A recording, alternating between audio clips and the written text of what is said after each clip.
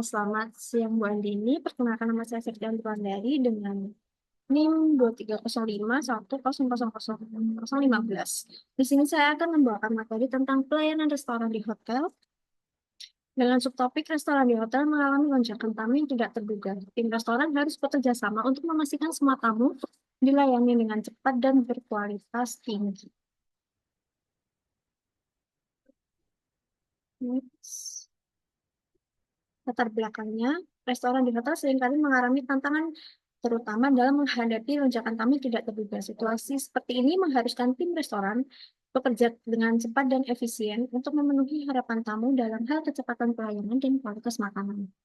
Lonjakan tamu yang tidak terduga ini biasanya terjadi ketika ada event-event besar seperti Natal, Tahun Baru, atau Hari Raya, Imlek, ataupun event-event lainnya.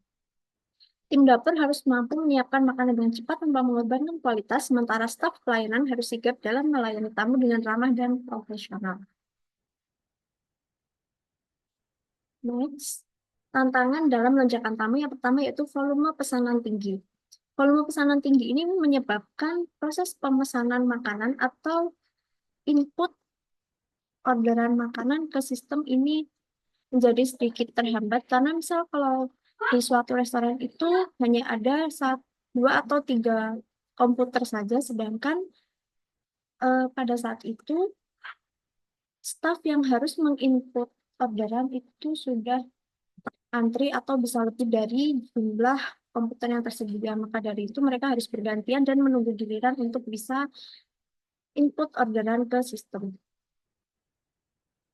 Yang kedua yaitu keterbatasan staf. Jika terjadi lonjakan tamu di suatu restoran dan stafnya yang in charge pada saat itu hanya sedikit, maka akan menghambat proses berjalannya pelayanan terhadap tamu ini. Jadi pelayanan yang diberikan itu menjadi kurang maksimal atau bisa saja kayak terlalu lama dalam melayani. Yang ketiga yaitu komunikasi. Koordinasi antara dapur dan pelayanan menjadi sangat penting. Komunikasi ini harus selalu dinomorsatukan karena antara apa kitchen sama waiters itu harus terjalin komunikasi yang sangat baik. Misalkan kalau dari waitersnya sudah menginput orderan makanan, nanti kan di kitchen otomatis akan muncul pesanan apa saja atau struk list-listan orderan yang harus dibuat. Nah, dari waiters ini sendiri setelah mereka input orderan ke sistem, mereka harus double check lah ke kitchen memastikan bahwa inputan itu tadi sudah masuk dan sudah diterima oleh staff yang in charge di kitchen pada saat itu. Selanjutnya, pembagian tugas yang efisien. Pembagian berdasarkan keahlian.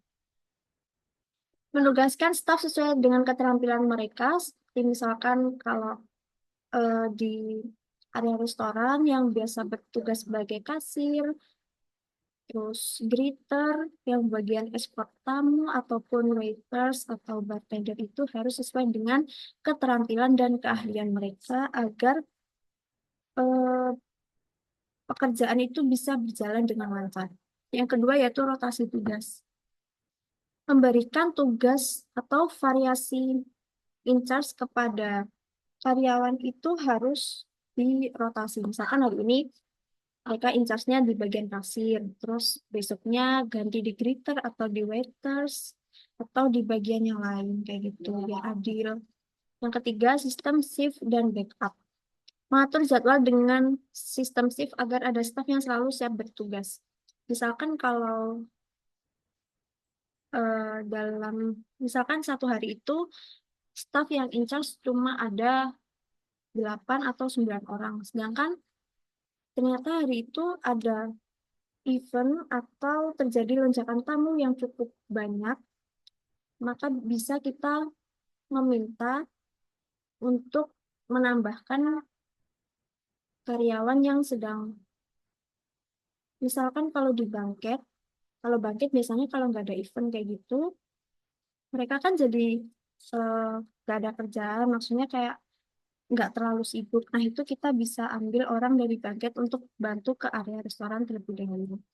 Yang keempat, distribusi beban kerja, yaitu membagi beban kerja secara seimbang antar anggota tim. Maksudnya yaitu memastikan bahwa setiap karyawan itu bekerja dengan seimbang. Nggak ada nih yang bekerja terlalu berat. Misal dua orang kerjaannya terlalu berat, yang dua orang lagi mereka itu terlalu ringan kayak gitu. Jadi harus seimbang. Next, alur pelayanan. Yang pertama yaitu greeter. Greeter bertugas untuk menyambut tamu yang mau masuk ke area restoran. Setelah itu di escort lah tamu itu ke area meja. Misal kalau dia sudah reservasi, berarti diarahkan ke area meja yang sudah di booking.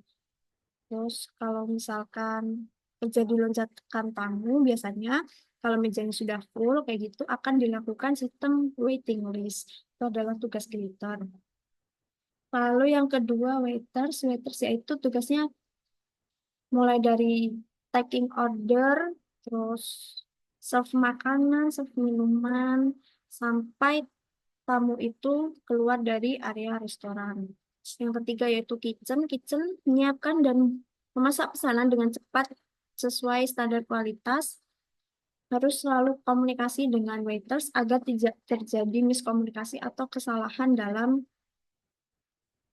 apa orderan. Yang keempat, supervisor yaitu mengawasi keseluruhan operasional, memastikan setiap proses ini berjalan dengan lancar. Dan supervisor biasanya menangani membantu para staf ketika ada tamu yang sedang komplain kayak gitu. Next. Jadi kesimpulannya yaitu yang pertama pentingnya komunikasi dan koordinasi. Jadi dalam menghadapi lonjakan tamu yang kayak gitu, di dalam hotel komunikasi dan koordinasi ini menjadi peran yang sangat penting. Karena tanpa adanya komunikasi pasti mereka para staf pun juga tidak tahu mau bertindak seperti apa. Kalau misalkan em, morning shift itu kalau pagi harus ada morning briefing biar para staff itu tahu kalau hari ini mereka in charge itu untuk ada event apa, ada reservasi yang apa kayak gitu. Terus efektivitas pembagian tugas. Pembagian tugas yang efektif berdasarkan keahlian dan rotasi peran membantu tim bekerja dengan efisien.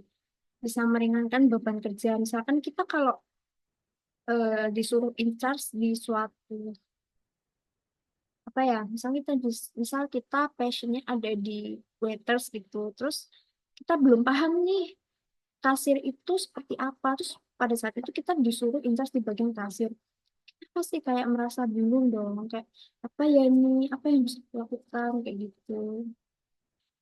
Terakhir peran kepemimpinan. Seorang supervisor yang terampil dapat memastikan semua anggota tim ini bekerja dengan selaras, menangani kendala dengan sigap, serta menciptakan lingkungan kerja yang kondusif dan produktif. Kayak ini tadi, super, apa, supervisor kayak gitu harus sering-sering mengadakan briefing di awal shift sebelum mereka incas harus ada briefing terlebih dahulu. Nanti setelah selesai shiftnya ada diadakan kayak apa ya kayak evaluasi gitu sih hari ini ada kendala apa terus membahas buat shift yang hari esok kayak gitu. Mungkin sekian presentasi dari saya. Terima kasih dan selamat siang Bu Andini.